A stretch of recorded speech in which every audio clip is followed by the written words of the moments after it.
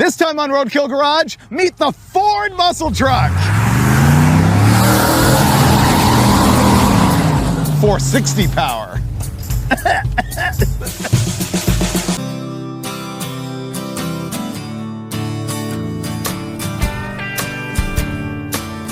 At Roadkill, we love our muscle trucks. That's because 70s and 80s American pickup trucks are like the cheapest way to get into a V8 rear-wheel drive platform, and you don't have to care about paint and body or anything like that. You probably know the Roadkill original muscle truck best of all.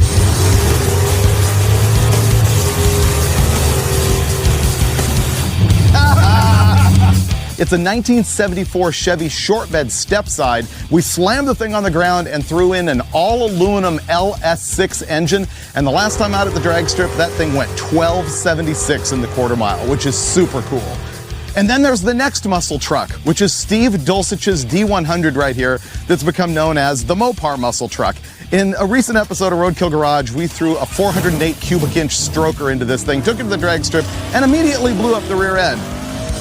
We've got the Chevy muscle truck, we've got the Mopar muscle truck, and now I present the FMT, the Ford muscle truck, a 1968 F100 short bed step side with a 460 already swapped in this thing.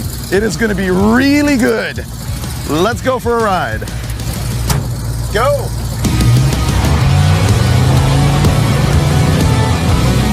Ooh, valve float. No, it's just mixture, I think. So this thing, it's old projection, I think. That means it's like from the late 80s. Yeah. Wow. I think it's the original aftermarket fuel injection. Instead of a computer to tune it, you turn little dials on that control. And none of them do anything? I've got them all on max. I can't believe we're driving the FMT with the air conditioning on. Should I put it on a high? Whoa. Yes. Wow. How's the power of the 460? Oh, it's a little too rich. Yeah, you're right. Runs terrible. Let's see, power. Mid-range, put it down a little bit too. Okay, try it. Oh, it's even worse. Junk! There's no need to even tune on it because I'm throwing it away. Have you seen the wiring nightmare under the hood? I didn't want to look. It's pretty bad. Really? Yeah. Will it even do a burnout? Oh, I'm sure it would.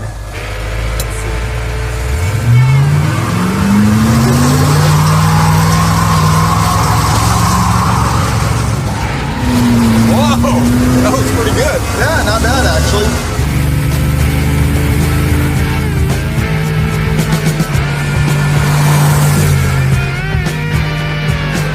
To give everyone an idea of what's going on with the Ford muscle truck, it's a 68 F100 short bed step side, as is the tradition for the muscle truck. It has a swapped-in 460 big block, which wouldn't have been available in an F100 in 1968, and it has a C6 transmission, which is the really good beefy automatic, and it's a Ford 9-inch rear end. Let's see if it valve floats if I keep it floored. Okay. For first gear.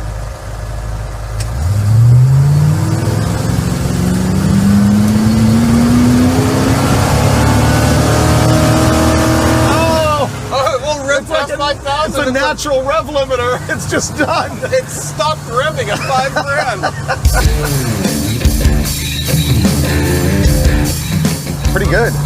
Highway flyer. Yeah. Well, let's go back to the garage and number one, get the EFI off the thing and then go from there, because that's the only thing that's really stopping the drivability. Yeah. Ironically, the fuel injection upgrade that was installed is the biggest detriment to the car's performance. It is. Now we're going to make this super. This is going to be the greatest F100 ever. Yeah.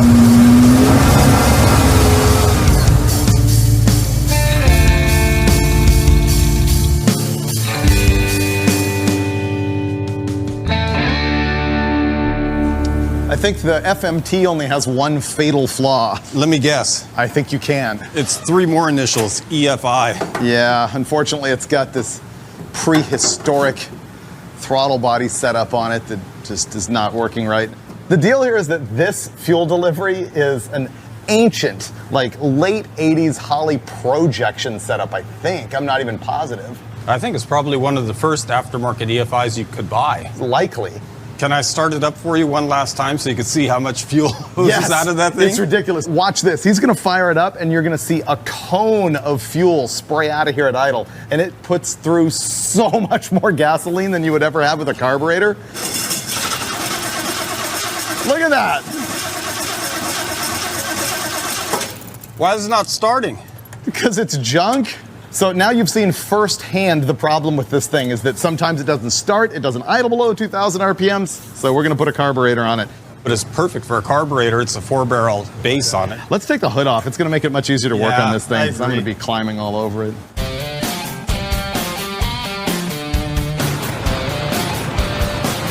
Ah, this is gonna be much better to work on. I can get it all the spaghetti wiring now. Look at the way this fan is bolted in here. That looks like we did it. Man, that is just totally inadequate. Wow. So the streamer test shows me there's almost no air going through. We have a big giant aluminum radiator, but the fan system, it's standing off the radiator by over an inch. So the airflow can just get sucked from the sides and right out. I've got a big dual fan, and I'm gonna seal it tight to the backside of the radiator.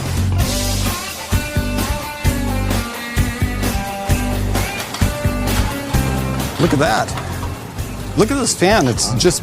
Thing's garbage. I thought that the fan was like for some home air conditioning unit or something. Oh, yeah.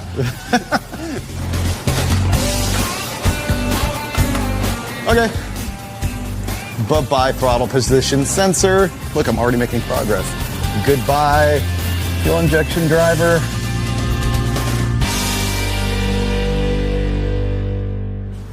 Okay, throttle body off. Look at that. Someone RTV'd this thing to the manifold, which, by the way, you never need to do.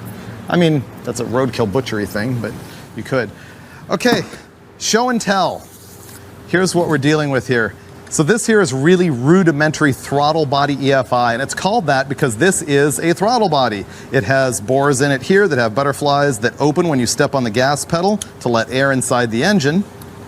And then up here are the fuel injectors. These two pods right here spray gas down into those bores. The reason we're getting rid of this is basically because it's old and questionable on this truck, not running quite right. And this is the Holley 4-barrel. You can see it's got 4 smaller barrels on it, whereas this has 2 larger ones. This is a dual plane intake manifold, which means it's the right thing to use for the street. It has 2 separate banks. One side of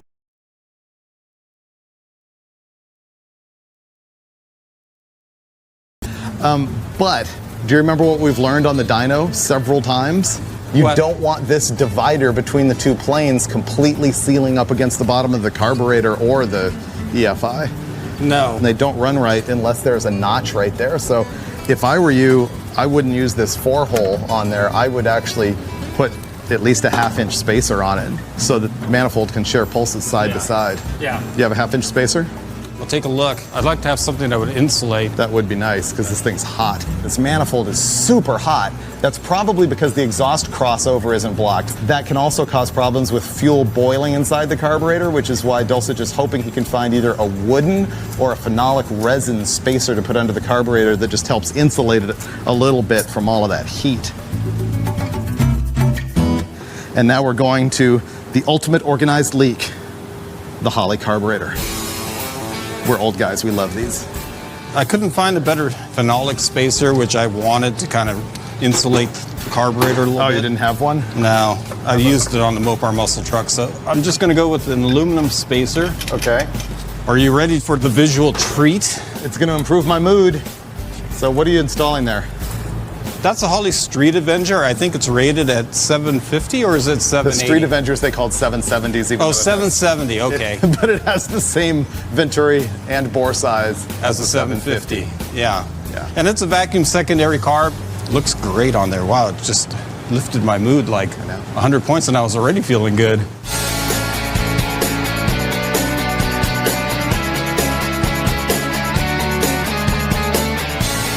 What's all that?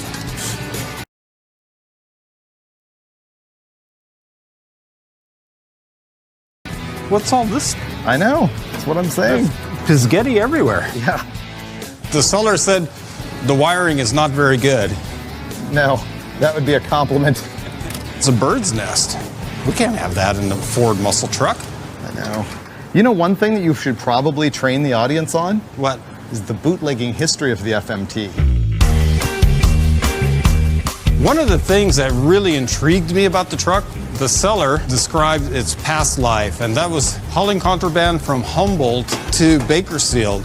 So the truck was really set up as a bootlegger. It had a really high gear ratio. That's because it's a long way to Humboldt for whatever they were trying to get over there. That keeps the RPMs down. That was also the reason for this, the 460 big block. They wanted real horsepower, and he specifically told me it was to outrun the cops. Over here, I looked at that and I thought, why does that truck have a spotlight? He said, well, you know, for those nighttime runs, when you're opening gates on dirt roads. Here, it looks like a toolbox, spare fuel tank, so you don't run out of gas. A little subtle trick, the tail lights. Normally these trucks have lights hanging off a bracket off the side of the box.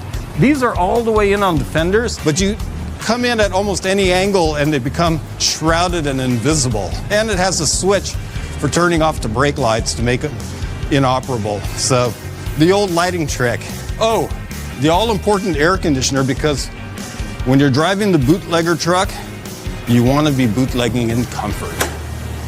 It's like the 70s version of a rum runner. Yeah. It's like Junior Johnson meets 68 F100 big block. Yeah. I'm going to work on getting that fan installed.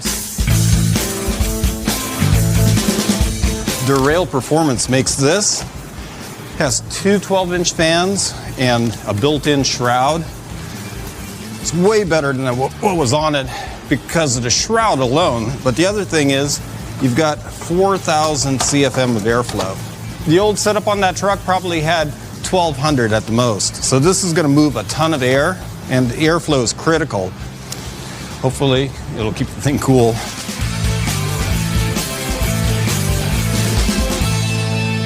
I've got most of the wiring gutted out of the car. We're going to redo a bunch of stuff. When I'm wiring electric fans, I always power them through relays. And I found this cool kit from MagnaFuel. These two fans, could they be handled by just one relay? And the thing is, we both agree we want to run two relays just for added protection. But then he broke out this thing I've never seen before.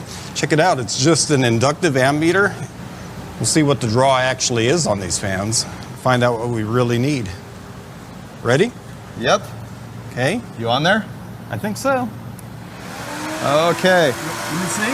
Yeah, when it first fires up, it spikes to 75, but on steady draw, it's only 25 amps. So that, in theory, could be handled by just one of those 30-amp relays. But, like, let's say a piece of trash got stuck in one of these, or the wiring got old, or I'm going to use that doohickey. Do the doubles. Yeah. Okay. But this thing is trick. Can you still buy these? I don't know. I got that at Sears, like when I was in high school. Wow. As much wiring as I do, I can't believe I don't have that. I can't believe I still have that after all these years. It's considered gone now, right? Yep.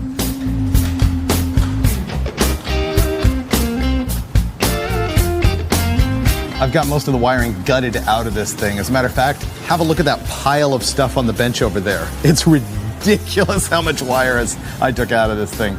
This is aftermarket ignition. This is something that Steve's had sitting on the shelf forever. So once again, we're trying not to spend any money. We know it works. We've had this thing running in the crusher before. All of the wiring works pretty similarly regardless of which kind of box you're using, whether it's a factory box or one of these aftermarket things. I hate drilling holes in old cars, even when they're clapped out. So I'm going to use that one hole and mount this box. And if Steve is feeling ambitious, then he can put one more tech screw over here. All right. Hey, Freiburger, I think this is ready to go. You're going to test fit that relay? Man. Wrangle wires. Ooh, there's plenty of room. Tons. Oh, that is going to solve the overheating, I think. Oh yeah, this is perfect placement. High five, bro. Yeah! Radiator! Yeah!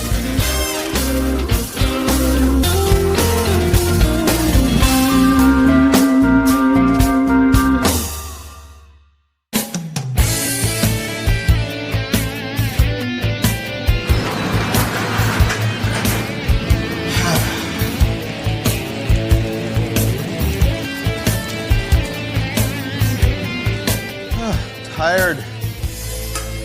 It's the morning after our first night with the Ford muscle truck. We got a lot of work done till like 2:30 in the morning. I totally had my way with the wiring on this thing. Oh man, I've got the patented David Freiburger wiring job now. You do? Yeah, thanks. But then the distributor bit us. It turns out this thing has what's called a Hall effect distributor in it, which does not work with the aftermarket ignition system, so we're waiting for a new one of those to show up and drop in. Other than that, it's ready to fire up. So I really got to get rid of that tack, and while the steering wheel's not horrible, I'd like something a little bit more 70s. Yeah, and we need some gauges too. Yeah, I'm going to show people what I did here. Okay. Remember yesterday when we got this thing, there was just a jungle of wiring in here. It was a mess, but I wanted to show you the basics of what I executed here. This is a real sort of heavy-duty industrial way to wire a vehicle, and the key is adding this right here, which is an 80 amp continuous duty rated solenoid. So what this does is it gives me two different ways to pick up power for accessories. One over here with constant battery power, whether the key's on or off, and another one over here that is switched ignition battery power that's powered by a big 8-gauge wire that can handle quite a bit of draw. Now we've got a solid foundation to start with, and it's not pretty, but it's super functional, and so I would look into that if you're putting together something, especially a vehicle that has a whole bunch of electrical accessories.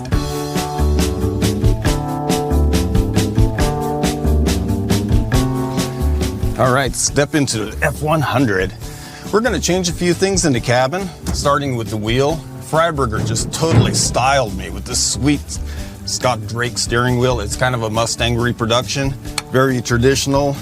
That's what you would have seen in the 70s and 80s. Here are the gauges: oil, volts, water. It gives me real numbers. They're mechanical gauges, so that's going to be an upgrade. The last thing we're going to change is the tachometer. This 10,000 RPM tach is a little too modern. It really doesn't fit the rest of the truck. So I'm going to go with this, the smaller autometer tach. It goes to $8,000 and it'll do the job and look better doing it. So that's about it in the cab, and can't wait to drive this thing.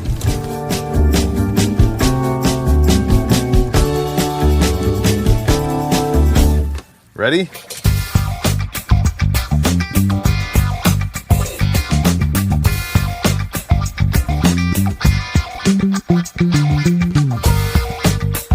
Here's what we found out really late last night.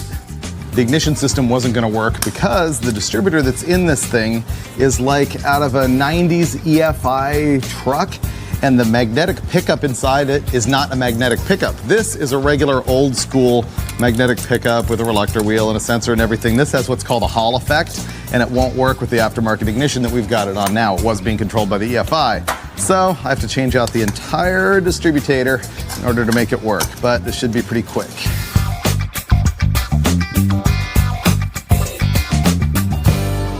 Oh, bummer. It won't go.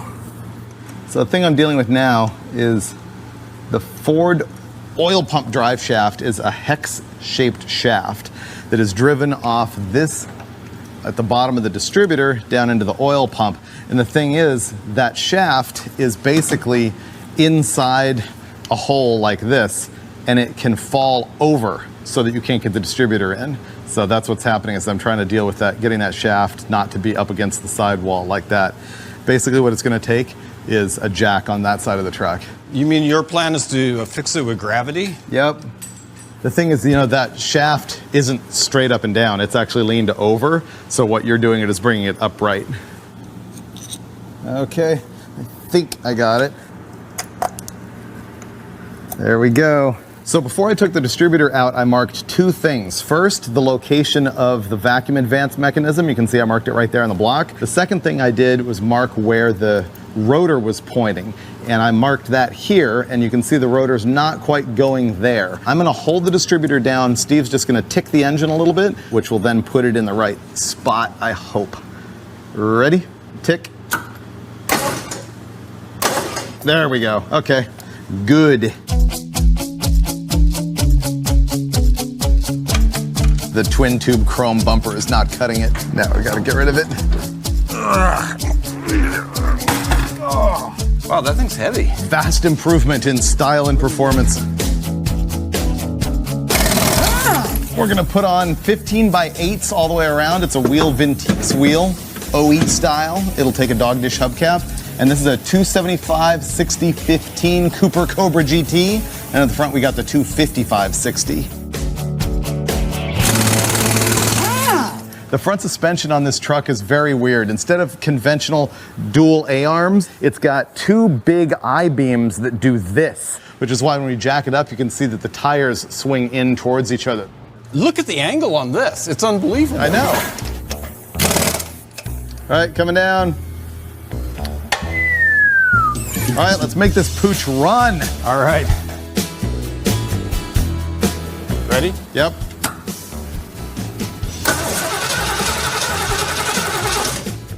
Did you put the rotor in it? Oh, you know what? It's the wrong rotor. That's why. Look, it's because it's the short rotor. Do you have a long rotor? Yeah, look. Dulcich just fully caught me on that. Check it out. This is the rotor for the regular Ford distributor cap. That's what was installed. This is the tall rotor for the one with the cap adapt. You 100% nailed that, Dulcich. Okay, now it's gonna do something like a big backfire. Oh, it's gonna bark to life like a big dog. Go. Perfect. Look how much better that is already. Couldn't even run on that fuel injection system we had. Let's time it, put the hood on, and go drive it. Yeah.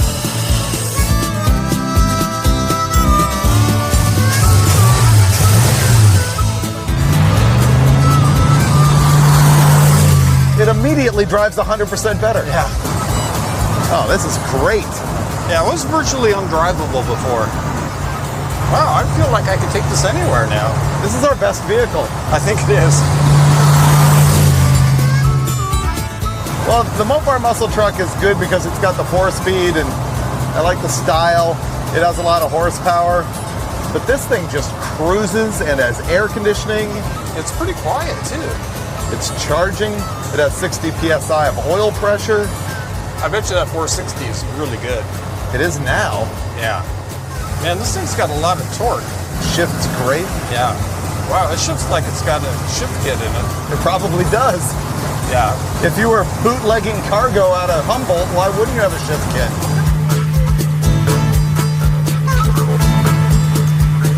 This is like driving a new car. I know. I know what we need to test. What?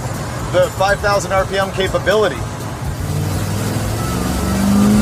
Oh, this thing runs so much better. Still floats the valves at 4,800 though. Yeah. Yeah, that was not the EFI. That's valve float. Yep. You couldn't even hear the valve float before. But did you hear how much more on note the exhaust is with the carburetor on there? That was 100%. It was worthless. And I don't want to feel like I'm just kicking on EFI by saying it over and over again. No, it's because it was that old junky EFI.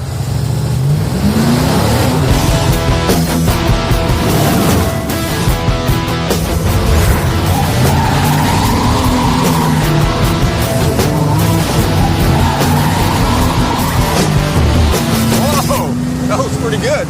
Oh yeah. We haven't even put plugs in it yet.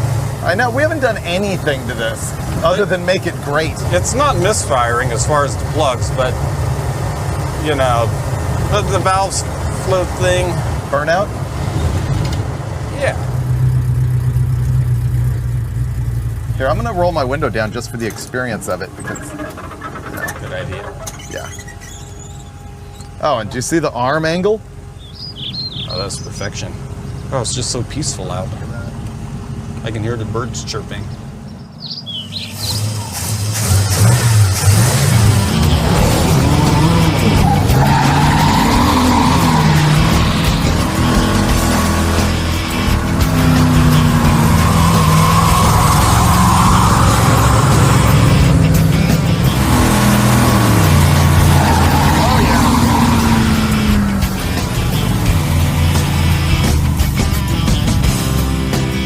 So now we've got the original muscle truck, the Chevy. Yep. We've got the Mopar muscle truck, and now the Ford muscle truck. What could possibly happen with that scenario? 3 muscle trucks. We have a lot of work to do before we can get all 3 of those things together for the ultimate showdown. Ultimate showdown. I like the sound of that. I think that's going to come up eventually right here on Motor Trend On Demand and Roadkill Garage. Ooh, I can't wait. I know, it's going to be great.